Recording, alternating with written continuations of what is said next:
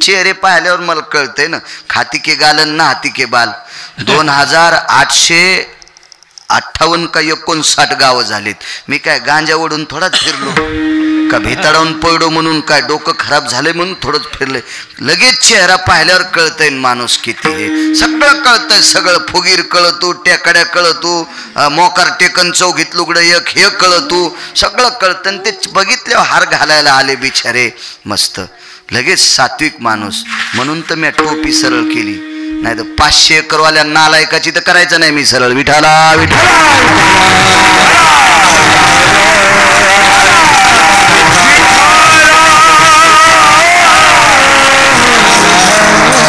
माणसं आहेत. त्यांनी एवढा मोठा कार्यक्रम केला आणि परिसरातली सगळी पंचक्रोशीतली बाहेरगावून आलेली माणसं हातवरी करा बरं. माणसं वा वा वा, चांगली गोष्ट आहे. किती माणसं. या सद्भक्ताच्या त्या दोघा भावांच्या निमित्तानं मला इथं येण्याचा योग आला, तुम्हाला येण्याचा योग आला. म्हणून त्या दोघा जणांना कोटी कोटी धन्यवाद. मला वाटतंय पुन्हा एक गाव आहे तिथं तर मुसलमान यजमान आहे, शिवणखेड. 18 तारीख का काय, 18 फेब्रुवारीला. काय नाविन्य आहे महाराष्ट्रामध्ये, या मराठवाड्यामध्ये काय नाविन्य. वारकरी संप्रदायाचं कीर्तन सप्त्यात ठेवून त्या सप्त्याचं यजमान, त्या कीर्तनाचं यजमानपद एक मुसलमान घेतोय. काय टोक हे ज्ञानोबा आहे तुकोबारायच्या राज्यामध्ये भक्तीचं. विठाला विठाला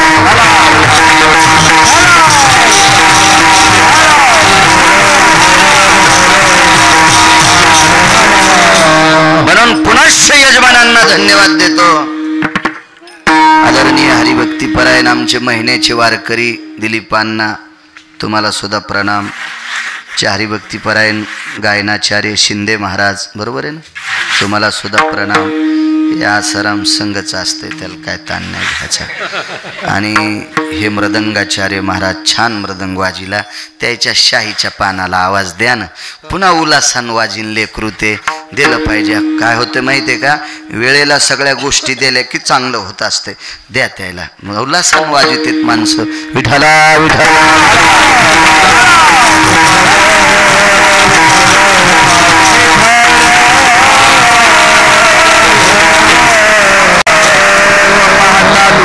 सुख झाले हो साजनी. असं काय असेल त्या रूपात मालकाच्या की जिथं ज्ञानोबा म्हणतात मला सुख प्राप्त झालंय, आनंद वाटतोय. असं काय असेल त्या रूपात. एका ठिकाणी तो महाराज म्हणले भूकच त्याचे शुभ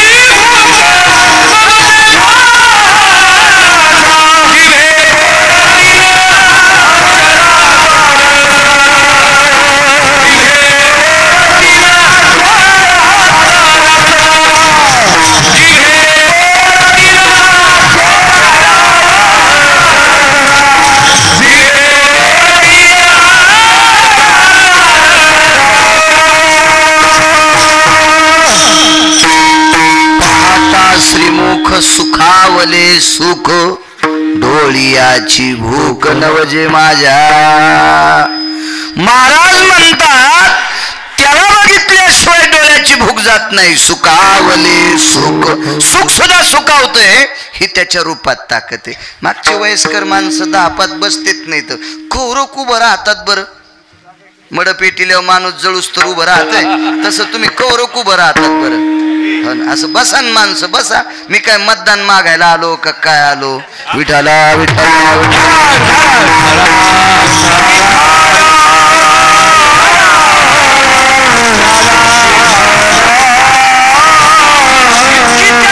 ताकद आहे, सुख सुद्धा सुखावतंय.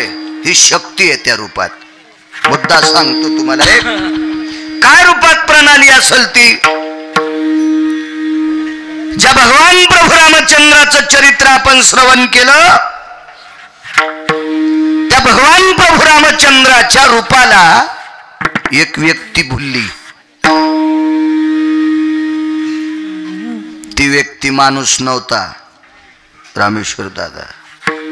ती व्यक्ती बाई नव्हती, ती व्यक्ती अस्वली नव्हती. प्रभू रामचंद्राच्या रूपाला बघून ती व्यक्ती भुलली. त्या अस्वलीला असं वाटलं मी याच्या सोबत लग्न करावं.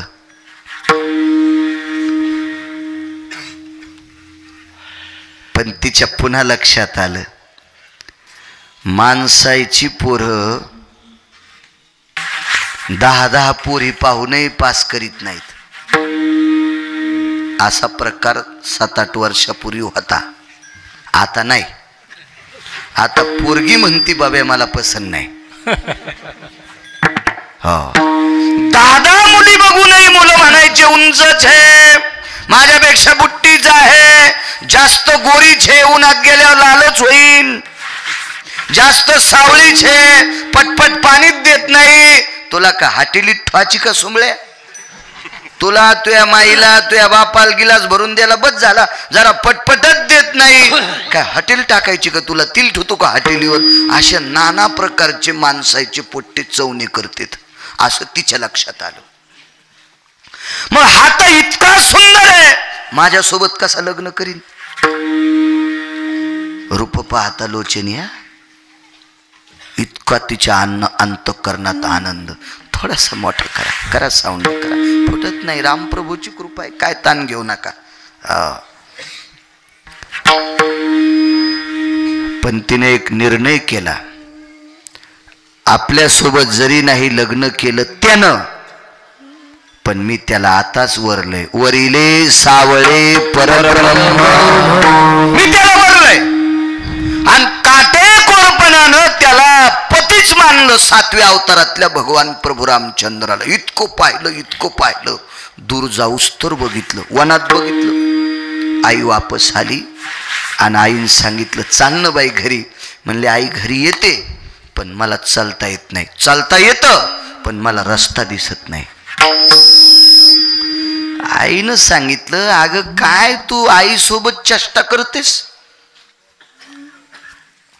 तू का म्हातारी आहे का, तुला दिसत नाही? आई मी म्हातारी नाही, मी तरुण आहे. मला फार चांगलं दिसत होतं, पण मी आता दिसणं बंद केलंय. का? मी इतका रूपवान व्यक्ती पाहिला, इतका रूपवान व्यक्ती पाहिला की त्याला पाहिल्याच्या नंतर काही बघाच वाटत नाही. आईने विचारलं कोण? आपल्या जातीतले का? ती म्हणली नाही, अस्वल नाही, माणूस आहे. येडीस का काय ग म्हणे? ते सुंदर आसन, पण आपल्यासाठी काय? आपण अस्वल आहेत. हिंस्राच्या यादीत येत आपण. हिंस्र पशूच्या यादीत अस्वल, लांडगा, सिंह, वाघ, तरस, अजून काय असतील, अस्वल हे हिंस्र पशूच्या यादीत येतात. स्वापदाच्या यादीत येतो आपण. आणि मग माणूस हा एवढा देखणा सुंदर आहे, तो आपल्यासोबत कसं लग्न करीन तुझ्यासोबत? म्हणे करायचं का नाही त्यानं ते ठरील, पण मी केलंय. मी त्याच्या व्यतिरिक्त कोणाला बघणारच नाही. आईनं फार प्रयत्न केला, पण पोरगी ऐकतच नव्हती, ऐकतच नव्हती. बापानं समजून सांगितलं, ऐकिलंच नाही. हो, स्वऱ्या धाऱ्यानं समजून सांगितलं, ऐकिलंच नाही. भावकीन समजून सांगितलं, ऐकिलंच नाही. फार प्रयत्न केला. शेवटी काय केलं माहिती का तिनं? ज्याचं रूप पाहिलं त्याचं नाव माहित नव्हतं, नाव घ्यावं. गाव माहित नाही, कोण माहित नाही, फक्त मनाला आवडला. डोळे बंद पाहिल्यापासून केले नुसत्या रूपाचंच वर्णन करीत होती. काय सुंदर आहे, काय गोजरा आहे, काय साजिरा आहे, काय लावण्य स्वरूप आहे, काय भास्कराच्या किरणाला लाजवतो, काय चंद्राच्या प्रकाशाला लाजवतो. अशा नाना प्रकारच्या त्याच्या रूपाच्या पाहिलेल्या लहरी, त्या लहरीचं वर्णन करत होती ती.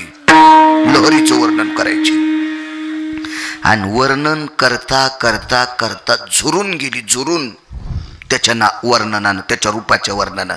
आणि एके दिवशी मृत्यू पावली, मृत्यू पावली, मृत्यू पावली. आई वडिलानं काय करायचं तिची विल्हेवाट लावली. आता ते अस्वल होते. अंत्यविधी कसा केला असेल, मी काय तिथं नव्हतो तेव्हा आणि मला काही सापडलं नाही पुराणात. जे वाचिलं नाही का ते कधीच साविचकीत नाही. कधी कधी अडचण येत असते दादा. जे वाचिलं नाही ते बहकाव्यात सांगितलं आणि एखाद्याने विचारलं कशात हे, तर हे पलंग कामाचाच राहणार नाही, इतका पिवळा होईल. हे का नाही, कशाला आगाऊपणा करायचा, फुकट कळण शेंडी वळवळ. काय विल्हेवाट लावली असेल तिच्या आई वडिलांनी ती लावू. दुःख वाटलं, काय आपली पोरगी, काय आपली पोरगी. चला इथं राहू द्या इतकं वाक्य. आता पुढं आहे का रूपाचं. पंढरपुरातल्या मालकानं 16,108 लग्न 8व्या अवतारात केले. हे तर मी बरोबर बोलायलो ना, चुकल्यावर सांग जा मला. हो, काही लाजायचं नाही, भ्यायचं नाही. एखादं चुकल्यावर पटकन म्हणायचं गिरगावकर घसारलास तू. हो, महाराज हुशार होत असते, तुम्ही ऐकून घ्यालेत म्हणूनच आमचे लोक पाठांतर करीनत. हे तुमचा दोष आहे. तुम्ही असे हुशार व्हायला पाहिजे की तुमच्याकडे बघितल्यावर आमच्या लोकांच्या कमरा सोटावर बापरे त्याला ह्यू आलं पाहिजे, ह्यू. इतके तुम्ही बी असे चाणाक्ष झाले पाहिजे. तुमचं धकून जातं कसं बी, तसं नाही धकिलं पाहिजे. 8व्या अवतारात द्वारकाधीश श्रीकृष्ण परमात्म्याने 16,108 लग्न केले. 16,107 लग्न झाले. आणि एके दिवशी सकाळी पंढरपुरातल्या मालकानं आवरलं, म्हणजे द्वारकाधीश कृष्ण परमात्म्यानं. आईने विचारलं, कृष्णा काय गडबड आहे.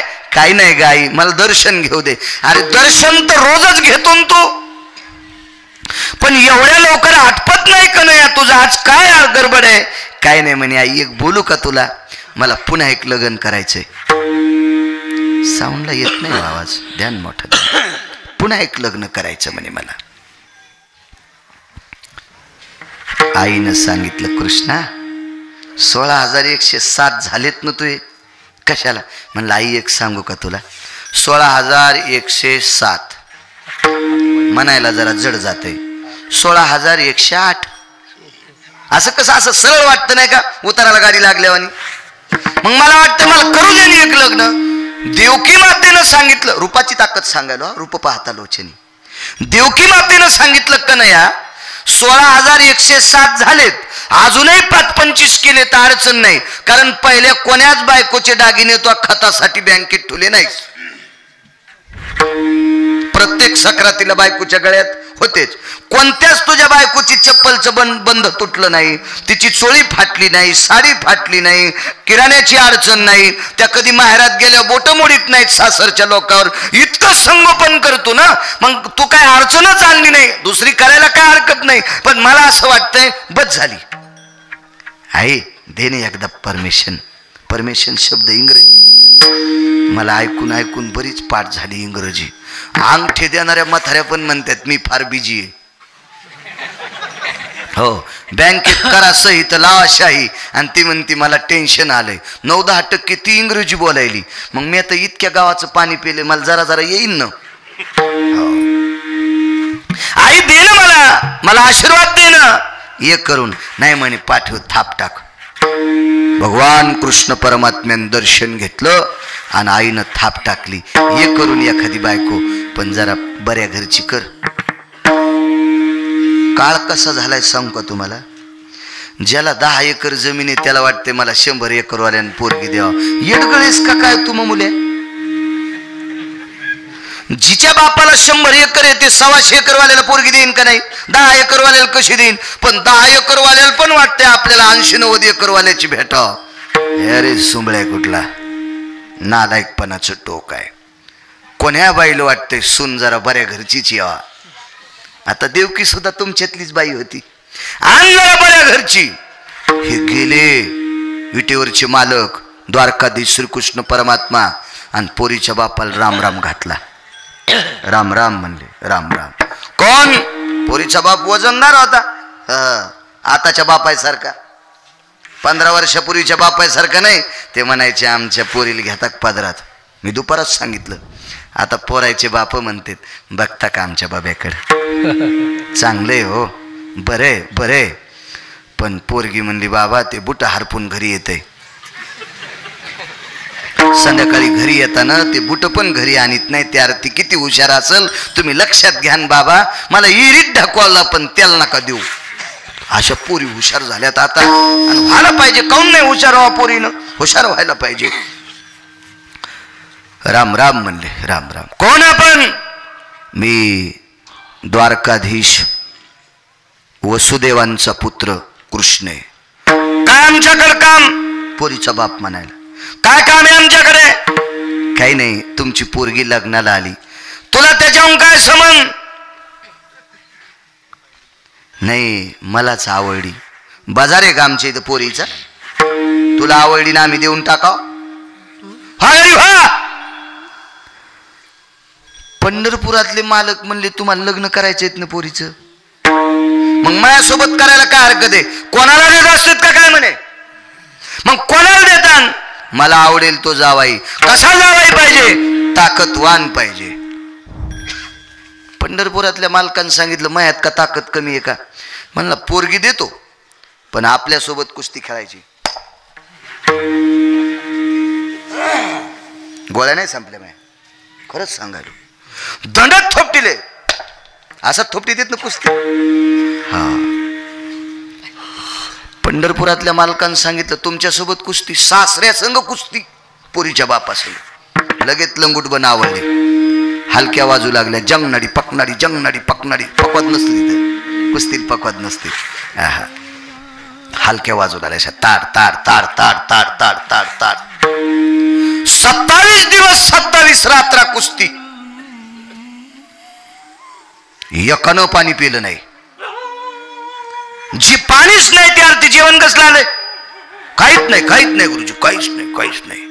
हो 28व्या दिवशी पोरीच्या बापाच्या लक्षात आलं पाणी पित नाही, जेवण करीत नाही, याला घाम येत नाही, त्यावर ते माणूस नाही गडे.